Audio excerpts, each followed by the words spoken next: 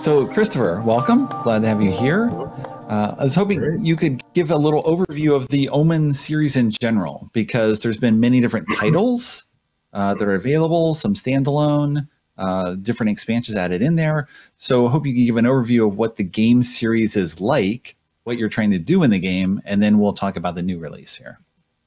Okay, so the original game of Omen was designed by John Cloudis. He was the founder and owner of Small Box Games. And as far as I'm aware, Omen was his most popular title while publishing under that, which was his, he was self-publishing.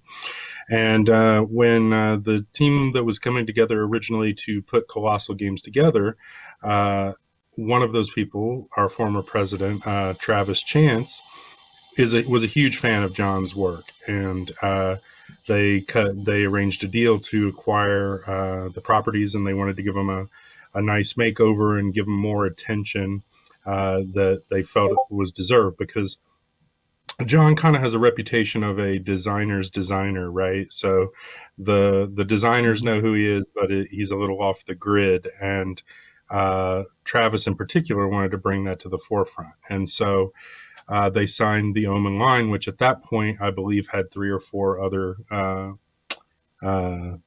expansions in it. So you had the base game, Omen Reign of War, which is a mythological battle. The idea is that you are demigods and you are trying to win the favor of the pantheon of gods to ascend to become the overall warlord of ancient Greece. And many different things have been added as it's gone through, but the core theme has always been a mythological battle between demigod children. And so the idea of this center city board, which you see out there, persists through all the versions, whether they stand alone or can be combined.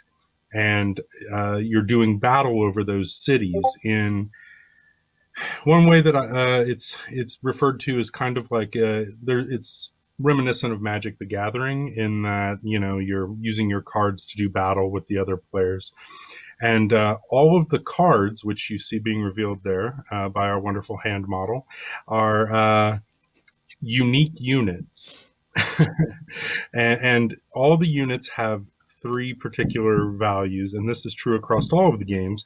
They have a gold cost, a red strength, and a blue offering value, which you can see in the top right corner. The words that you see above those are the type of unit that they are. So there are various types which have certain abilities that you use, but those 3 main costs are what drive the action. And so then players would accumulate these cards, which are unique, and then play them into the cities there in front of the board as such, triggering battles with the opposing player. And this is tied to a couple of things.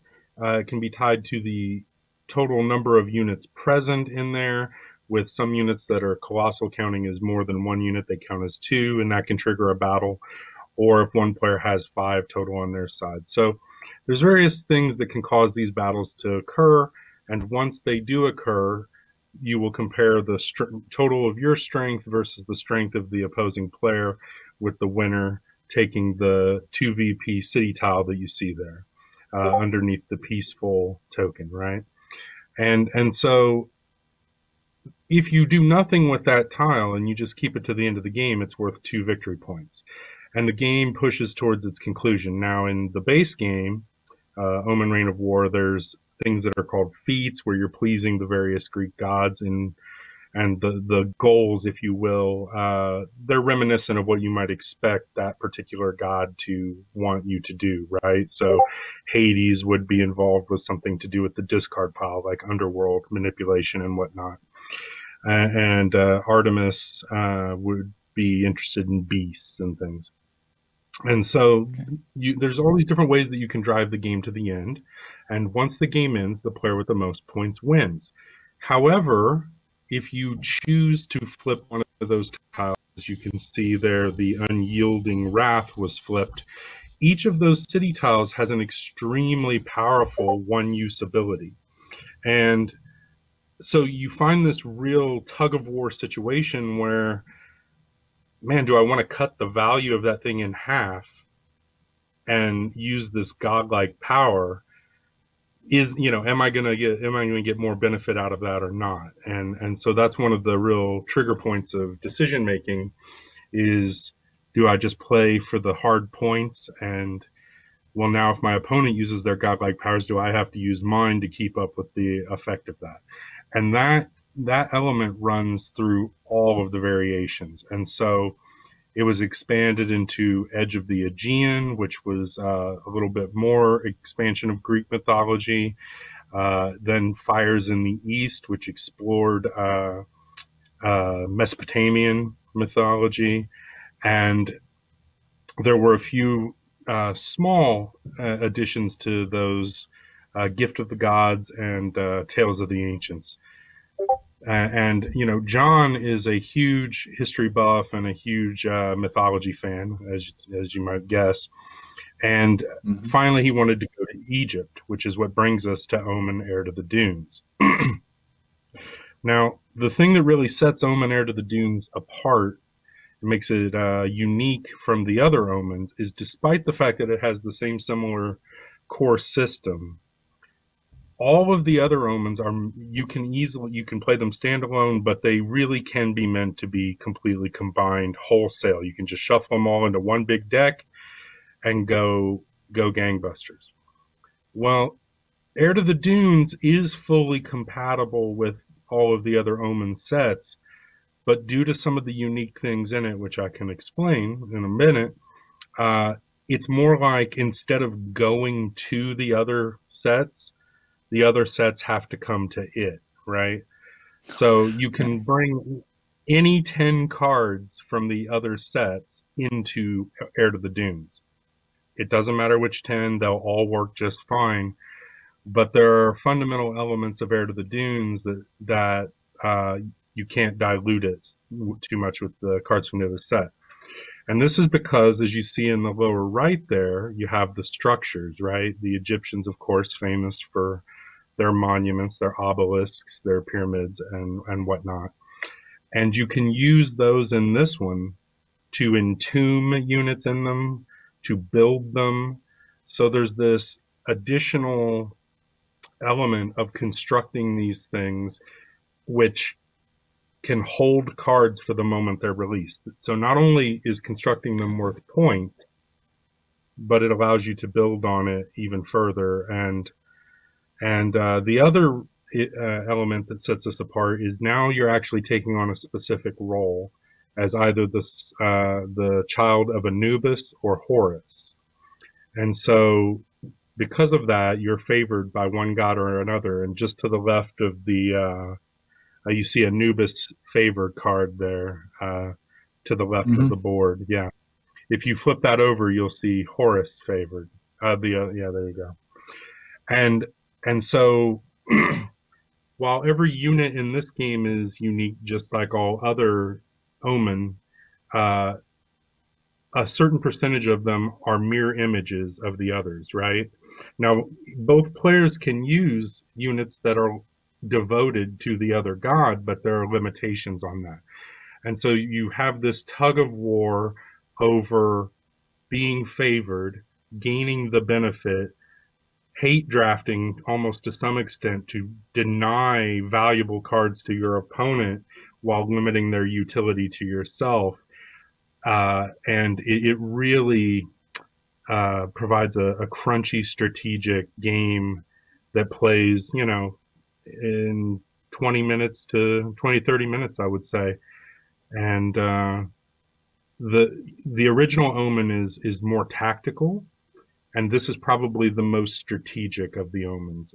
So you can really pursue different paths. And John did a great job, and it was a lot of fun to work with him on it as a fan of mythology and whatnot as well. And so we really feel like Omen, Heir to the Dunes captures that mythological vibe from Egypt of sending units, they're reborn, the light and the dark of the various gods. And It's my favorite in the series. So, Okay. You so mentioned there's the acquiring. overlay. Okay. You mentioned acquiring the cards, then hate tracking. So acquire the cards that you get. You say you can Right. use any of them, but Well, sure, they do come off the top of the deck, and that is unseen. But at the end of every turn of Omen, in the traditional versions, or all previous versions, as I mentioned, that blue stat on the far right of a card is the offering value. Now, previously, what that meant was you could choose to discard a card from your hand as an offering to the gods, and either take that many gold coins or draw that many cards from the top of the deck. However, uh, with the advent of Heir to the Dunes and the structures, now another option in the offering step is to uh, take a build action, where instead you discard that red. You discard a card from your hand for the red value, and you place that many cards from the top of the deck underneath one of your structures.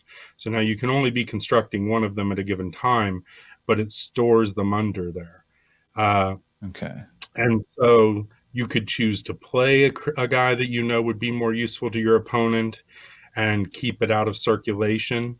There are certain cards that let you place cards from your hand under structures, as well as Okay. cards that are in play under structures. So there's a form of denial there as well. Okay. In addition, if you're just drawing off the top of the deck, you don't know what's going under there, but you Sure. can, you do have choices or ability to, yes, stuff the other player. So, okay. Exactly. Exactly. Okay. All right. Anything else to say about the game? It's available now. It is available now. I'm not sure what all retailers are, of course, given the situation that finds us all here together digitally. I can't say brick and mortar wise, but it should be available on colossalgames.com. One additional thing I would mention is this is also the first Omen version that has a solo mode. So Okay. it is the rare case of a head-to-head card game, head-to-head battle card game that can be played solo. And I did most of the development design on that. And I promise you, if you're looking for a challenging one, it effectively has an infinitely scalable difficulty. So there is a level where you cannot beat it eventually. So if you like a good challenge, you should be able to hit. It's pretty tough in the beginning, but I promise you, there's an upper limit where it simply can't be beat. So, okay, you just shuffle more cards where you draw them, and it says you lose. That's it. You're done. So, what brought about the addition of a solo mode? Was this just something that you wanted to add? Because you mentioned that you developed. Well, it's funny. I wind up. I do the development, so I work with the designers all the time, and it's awesome. And I've designed a few of my own games, and there's a couple reasons behind it. One is there is a massive solo gamer community out there. There's a Facebook group solely supported or in favor of it, and I want to say they have 14,000 members. And I mean, that's a significant number of people who clearly are interested enough in playing solo modes to, to join a group, right? So how many are out there that are not joining a group in that case? And anytime that we're able to provide a solo mode now, we really want to. And that's definitely, when I post about new games, one of the first questions people ask is there a solo mode? If the player count doesn't include that. And so they ask me, they're like, the leadership at Colossal, they're going, well, can that be done? And I'm like, maybe. And I was able to put it together, and so, because there was demand on the Kickstarter as well, right? Like, people were asking, and the question was, well, can it be done? And we weren't sure if it could be. I mean, it's a difficult genre to adapt that way, but fortunately, we're able to do it. So far, the people who've played it seem to like it. my attitude when designing a solo mode for a game like Omen is it basically the AI is blunt force trauma, right? Like you just make them very, very strong, and it's your cleverness as a human player, your ability to use the options available to you. Can your wits overcome the brute that you're up against? And so Right. I just gave it a very simple brain, and then that's what you scale up or down for difficulty, is how brute force it is. Okay, I can see that. Overcome the alien queen. That is the that type of approach. In other words, so someone, a user or a viewer, Rick Brett, asked about adding the expansions. I believe you said you can just take any 10 cards from any of the other sets, whether a single set or varied sets, Yeah, and just shuffle it in. But at any most 10. 10 any 10 units from the other. I mean, technically speaking, you could shuffle them all together. Like mechanically, it would work. That is true. But Right.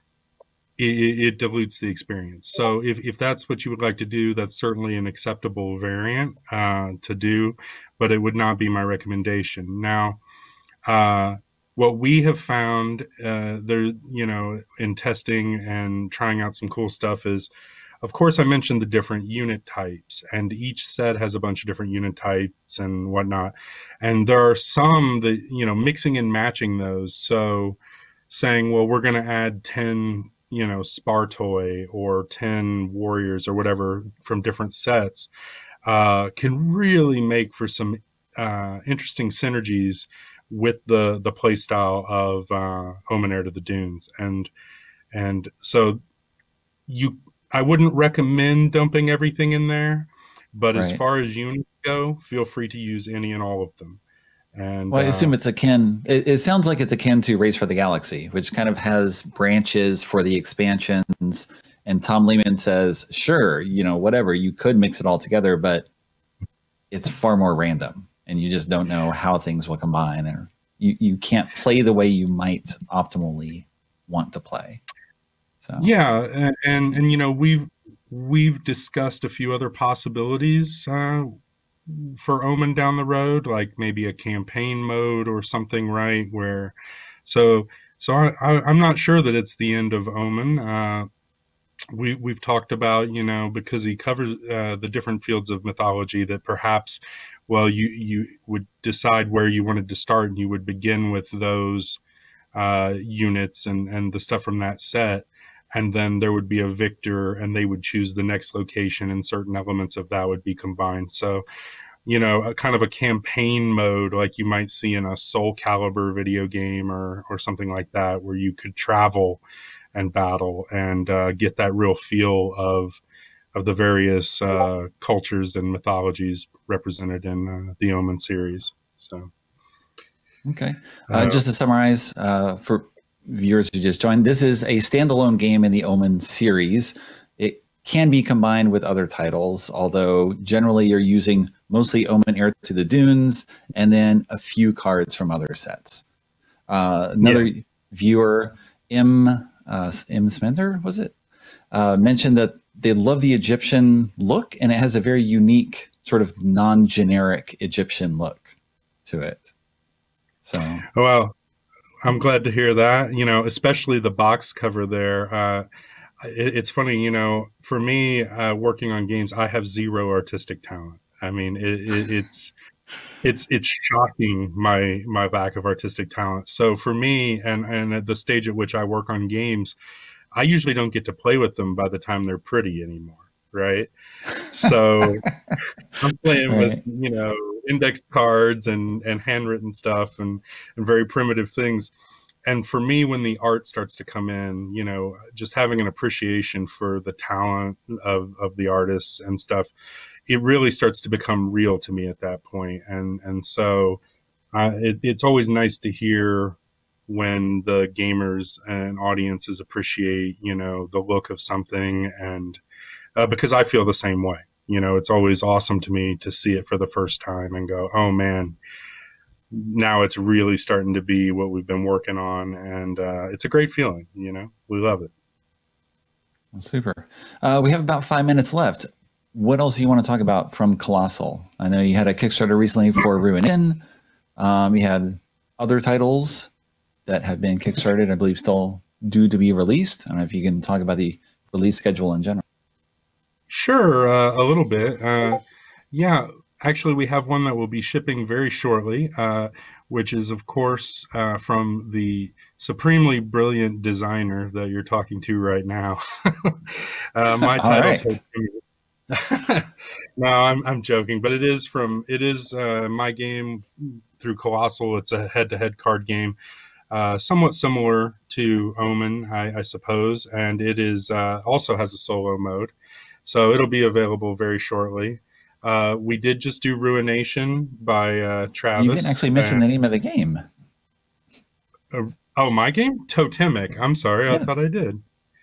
I thought I mentioned No. that. I'm sorry. Yeah, I was, trying to be a little self-deprecating. But we've got that. And then, of course, July 7th, we kickstart the final entry in the new content in the Western Legends line, Western Legends Blood Money. So everybody's really excited for that one. Okay. So what does that add to the gameplay? Well, I got to be a little bit secretive, but I guess since it is a con, we can give a little bit behind the scenes.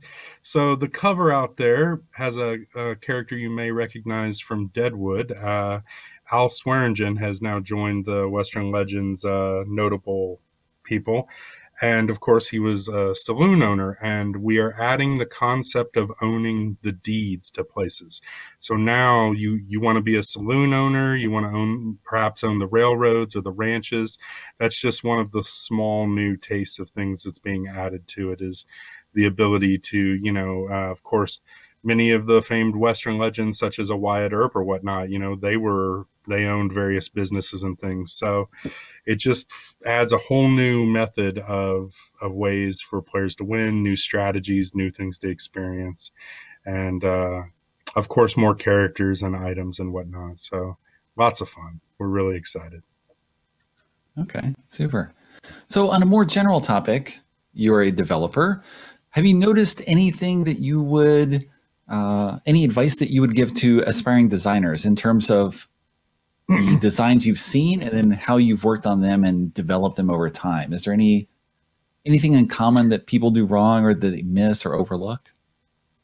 Well, there's a few basic suggestions that I always give to people, like rules for myself.